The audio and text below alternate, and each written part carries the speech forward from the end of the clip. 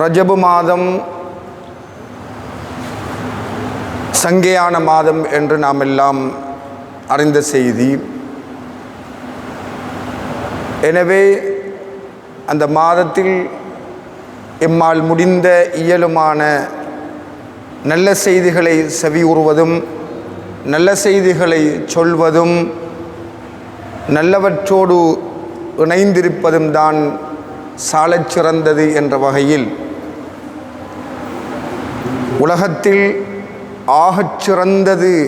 ஆகச்சிறந்த செய்தி என்று சொல்லுகின்ற பொழுது அது அல் குர்ஆன் சொல்லுகின்ற செய்திகள். அதைவிட சிறந்ததொரு செய்தி கிடையாது.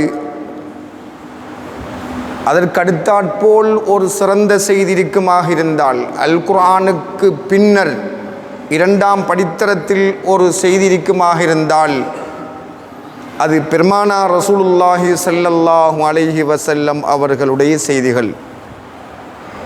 பெருமானார் ஸல்லல்லாஹு அலைஹி வஸல்லம் அவர்களுடைய சொல், செயல், அங்கீகாரம், அவர்களோடு எதுவெல்லாம் தொடர்பு பெற்றிருக்குமோ அவற்றையெல்லாம் சொல்வதும் செவியுறுவதும் அது பற்றிய ஆய்வுகளில் ஈடுபடுவதும் அல் குர்ஆனுக்கு அடுத்த அந்தஸ்தை பெற்ற ஒன்றாக அமைகிறது. அதிலும் பெருமானார் ஸல்லல்லாஹு அலைஹி வஸல்லம் அவர்களுடைய சொல், செயல், அங்கீகாரம், அவர்களோடு தொடர்புள்ள அம்சங்கள் உள்ளடக்கி எழுதப்பட்ட தொகுக்கப்பட்ட நூட்கள் ஏராளம் இருந்த பொழுதிலும் சஹீஹுல் புகாரி என்கின்ற நபிமொழி கிரந்தத்தை மிஞ்சிய ஒரு பொன்மொழி பேழை இந்த அகிலத்தில் கிடையவே கிடையாது. சிறந்த செய்திகள் இரண்டு, ஒன்று அல் குர்ஆன், இரண்டாவது ஸல்லல்லாஹு அலைஹி வஸல்லம் அவர்களுடைய செய்தி. அந்த செய்திகள் அடங்கிய தொகுப்பு நூட்களில் இந்த சஹீஹுல் புகாரி என்ற இந்த தொகுப்பு நூல் இரண்டாம் அந்தஸ்தை பெறுகின்ற காரணத்தினால் சிறந்த மாதத்தில் சிறந்த செய்திகளை சொல்ல வேண்டும், வாசிக்க வேண்டும், சிறந்த செய்திகளோடு தொடர்புள்ளவர்களாக நாங்கள் உள்ளடக்கப்பட வேண்டும் என்பதற்காகத்தான் இந்த சஹீஹுல் புகாரி என்று சொல்லப்படுகின்ற நபிமொழி கிரந்த நூல் விளங்கியதோ விளங்குகின்றதில். அல் குர்ஆனை ஓதுவதென்பது வணக்கம். அது உங்களுக்கு விளங்கலாம், விளங்காமல் போகலாம். எல்லோரும் அதை விளங்கித்தான் ஓத வேண்டும் என்ற நிர்பந்தத்தை நாங்கள் ஏற்படுத்தி வைத்தாலும் அது அசாத்தியமான ஒன்று. எல்லோராலும் அல் குர்ஆனை கருத்தறிந்து ஓத முடியாது. 80 வருஷங்களாக தொழுகின்ற ஒருவர் கூட சூரத்துல் ஃபாத்திஹாவினுடைய அர்த்தம் தெரியுமா என்றால் முழுமையாக தெரியாது.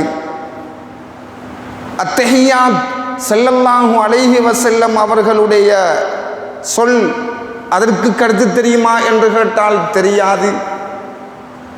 அன்றும் தெரியாது, இன்றும் தெரியாது, நாளையும் தெரியாது. எனவே அல் குர்ஆனுக்கு அர்த்தம் எல்லோருக்கும் தெரிந்துதான் ஓத வேண்டும் என்பது கிடையாது. தெரியாமல் ஓதினாலும் நன்மை, தெரிந்து ஓதினாலும் நன்மை. அழுத்தம் திருத்தமாக ஓதினாலும் நன்மை, திக்கி ஓதினாலும் நன்மை. அதேபோல் நாயகம் ஸல்லல்லாஹு அலைஹி வஸல்லம் அவர்களுடைய ஹதீஸ்களை வாசிப்பதும் நன்மை, செவியுறுவதும் நன்மை, அதனுடைய சபைகளில் அமர்வதும் நன்மை. குர்ஆனை ஓதினால் நன்மை உண்டு என்று சொன்னது ஹதீஸ். குர்ஆனுக்கு இப்படி தகமைகள் இருக்கிறது என்று விளக்கப்படுத்தியது அல் ஹதீஸ்.